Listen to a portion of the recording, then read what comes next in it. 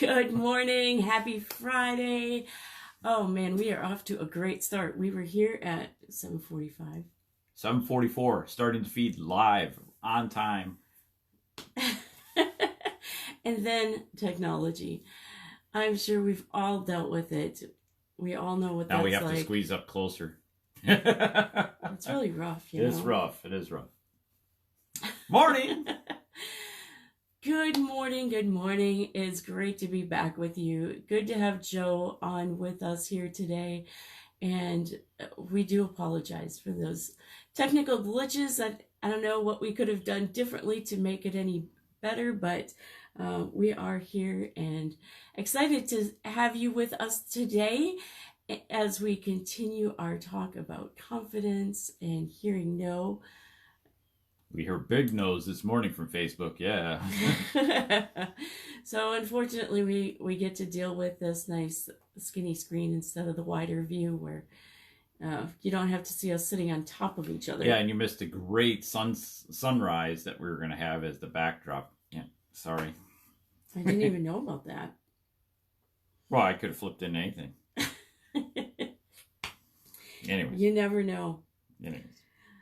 So thinking about confidence over the last couple of weeks has been a lot of fun for me. I have really enjoyed helping other people employ some of those practices, and just watching people being my clients come in, and you know they'll kind of feel confident, but then all of a sudden something happens and it's really evident that the confidence isn't there. So it's been interesting to just employ some simple little techniques in the midst of our session to just restore that confidence. Just simple little things like sitting back and shutting your eyes, taking a deep breath, and centering yourself. And centering. There we go. Gotta center myself. It was really cool to watch that happen, because as I worked with these clients, to see them just kind of take a breath and release it and do it a couple of times and just get themselves centered, all of a sudden seeing them take the steps toward what they really wanted actually started to happen. And all of a sudden they're just like, wait, like what just happened? And it was just a matter of taking control of their thought. Well, and you talked about this week, about disrupting the flow, right? Mm-hmm. And as we work in so much in our day, you know, so much we're bombarded by, whether it's family, whether it's the job, whether it's somebody on the phone that needs our attention, or we think they need our attention right then. Or you might have an appointment and you're running from one place to the next, and then you need to make a decision. And we try to make the decision in this chaos. And what we're best doing is making a decision in calmness, in the present, and focused in on that moment, and make the decision, move on. It doesn't have to be a long thing. It can be most decisions are made in a matter of a few seconds. Mm-hmm. You already know the direction you want to go, or based on what is coming back in the meeting that you're having, whether it's with family, like deciding where you want to go. You know, yeah. How long have some of our discussions? Where do you want to go this weekend?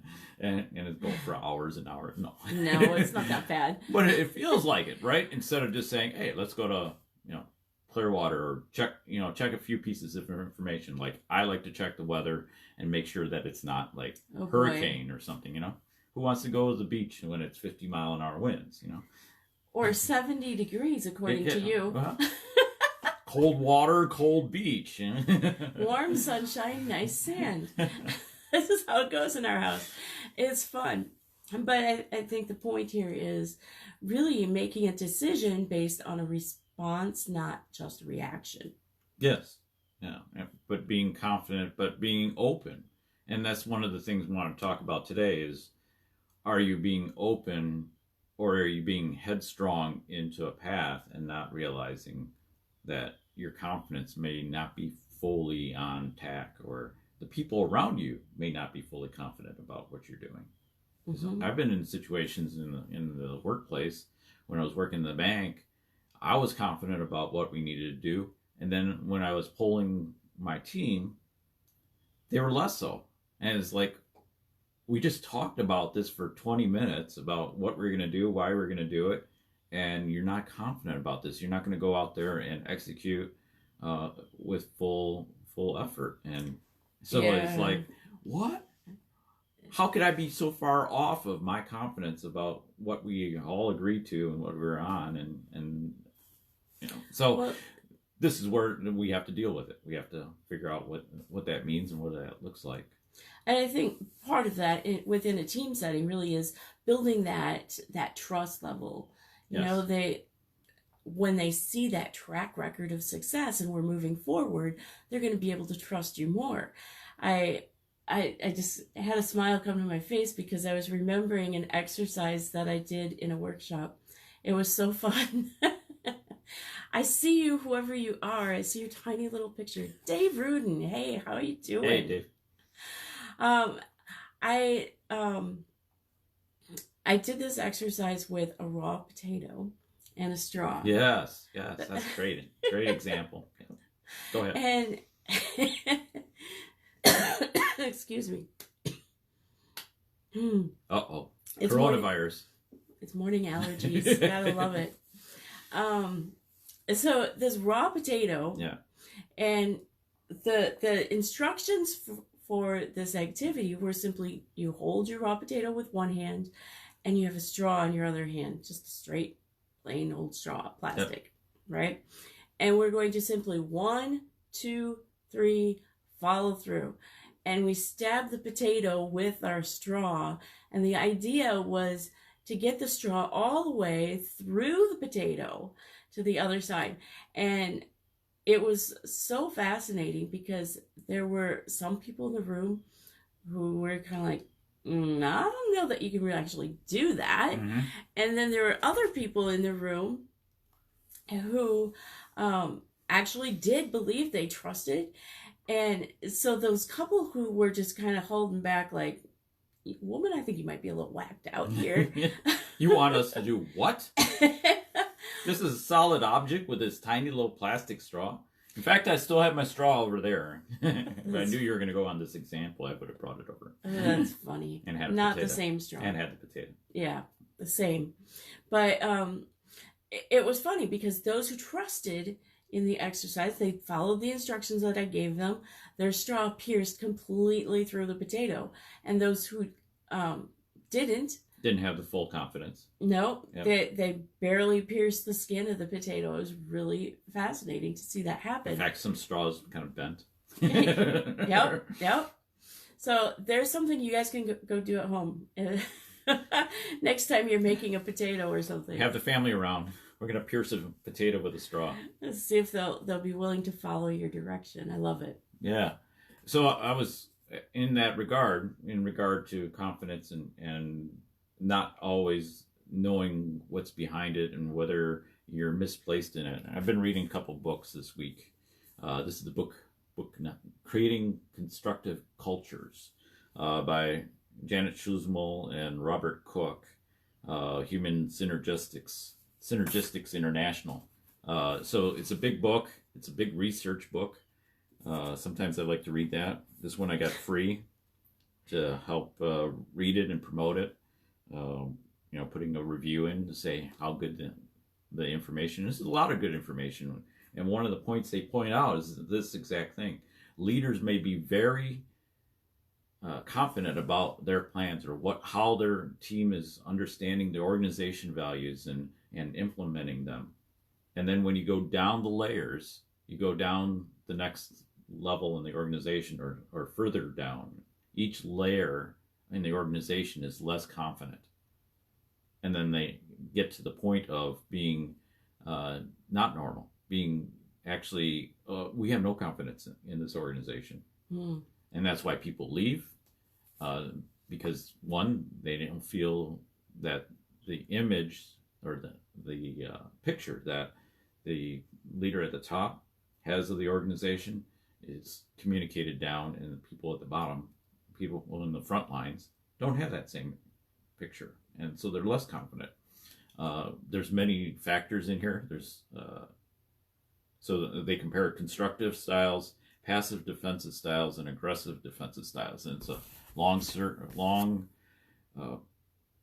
research project, and then of course bringing in other research that was done on the similar topics, but across industries, across countries.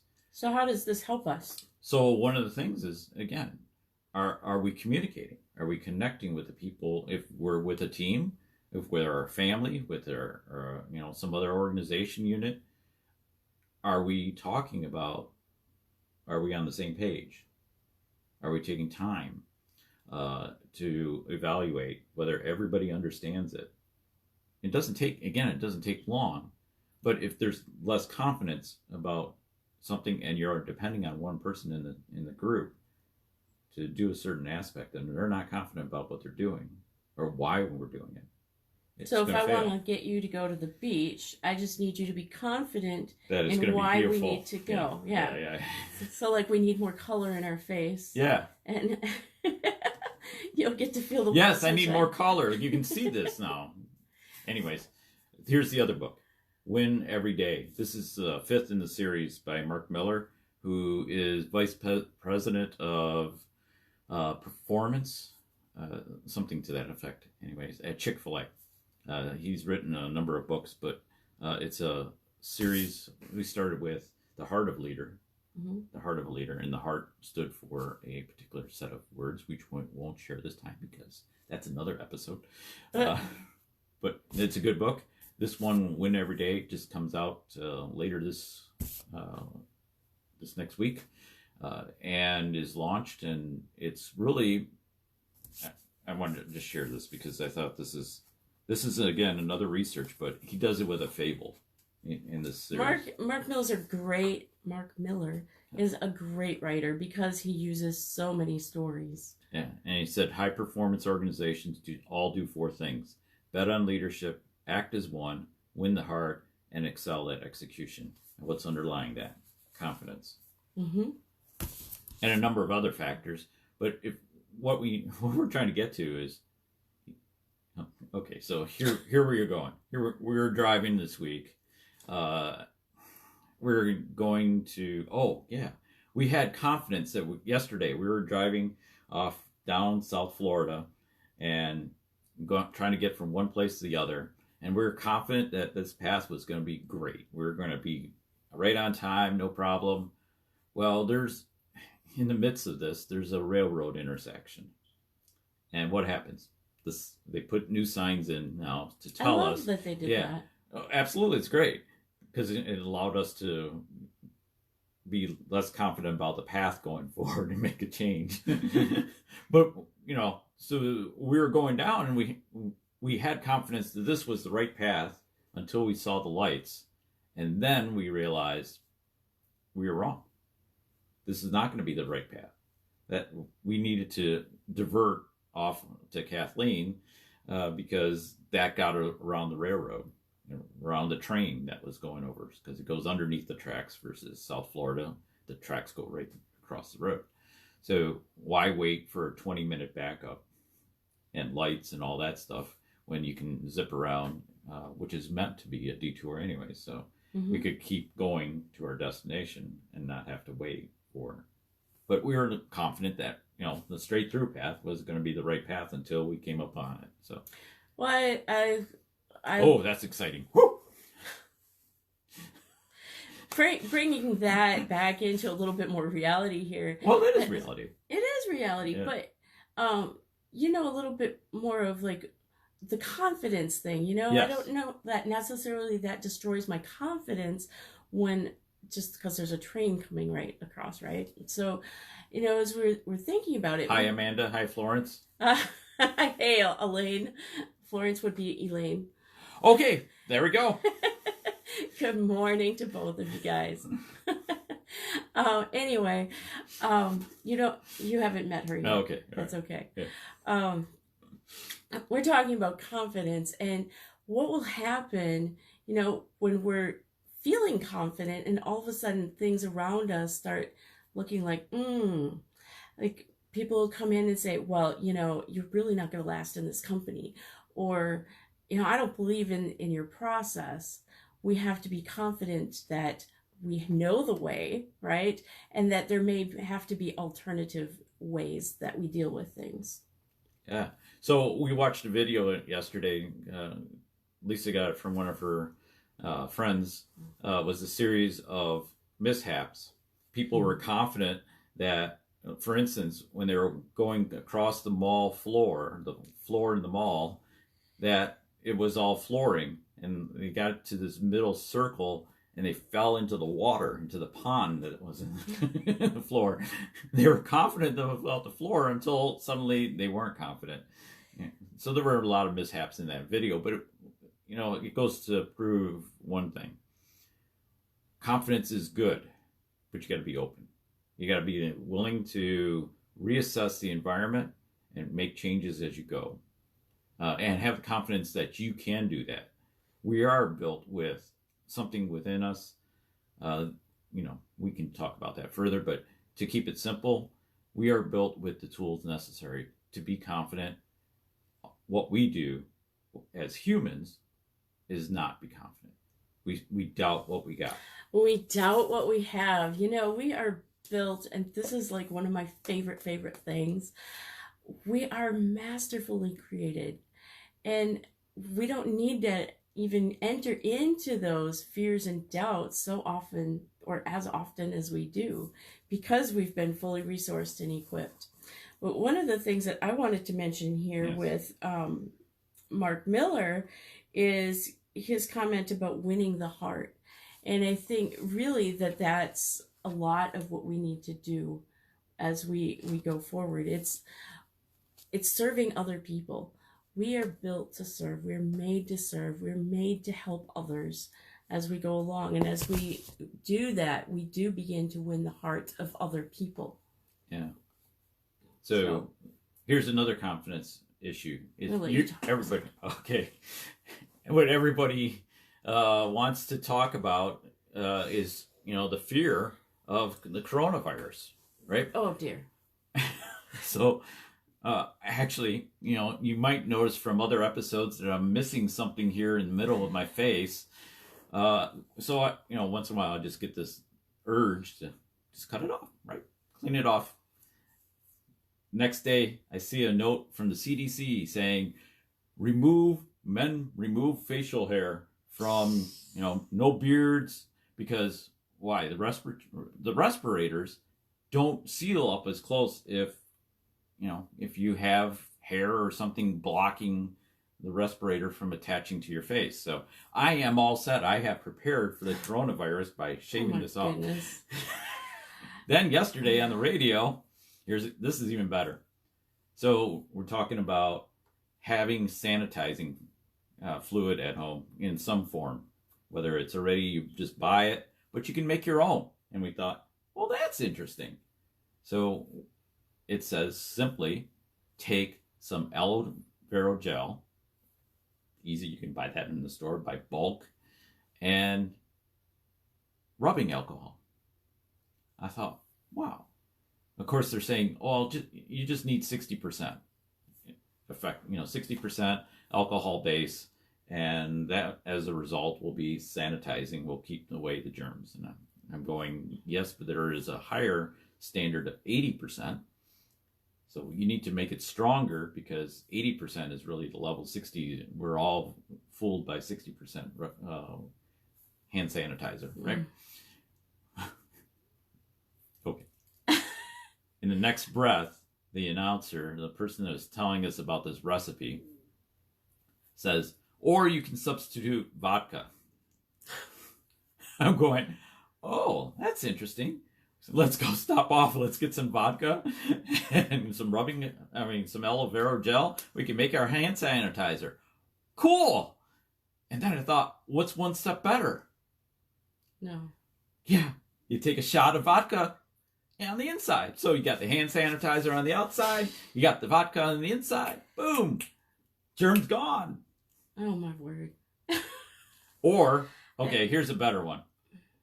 just simply take orange juice. Wash your hands, drink orange juice. Vitamin C. There's some perspective, some research from China, from Wuhan, that increasing your vitamin C levels will again help to prepare. So be confident about your preparation, be confident about your surroundings, be confident about doing things in preparation, to eliminate this fact that at some point, some places may be required to be quarantined, right? So be confident in preparation instead of confident in the fact that now you need treatment. So, leaving the coronavirus, because it's really not my favorite topic. Well, I'm doing a public service here. I think it's a lot of hype, personally, but... It's a flu. It's a cold. It yeah. can go out of hand, just like any other flu. Yes, just like anything. But I think the key point that you mentioned is we can be confident by prep. It doesn't matter what we're working on or toward. Preparation is key. Then when you have these no's that come your direction, these questioners, the people that are going to pull you down or not want to see you succeed for one reason or another, when we prep and we have that confidence, that's when we can all of a sudden start to move forward and we can stay on track, whether we get knocked off the original path of intent or we have to take another path instead. Yeah, absolutely. So good talk. Thanks, Joe. Do you have anything else you need to share today? No, I think that was good. Remember, stock up on vodka. Oh my word. For the record, we don't drink. Yeah. So hearing him talk like that is just like mind-boggling to me. I mean, we might have an occasional something out with a friend, just like one kind We're of thing. We're casual drinkers. Very. Very casual. Yes. So anyway, it's just odd to hear you talking about that. Yeah. Anyway, that's it. I'll be back Monday morning. And with something other than confidence. Or strengthened with confidence. I'm going to be aiming for some more light bulb moments, those aha moments that we have in life that, not the monsters from the Muppets. Wow. Anybody want somebody for the weekend? No, don't take him because I'm going to put him to work. I have a lot of work for him to do this week. Lucky you. Keep on walking.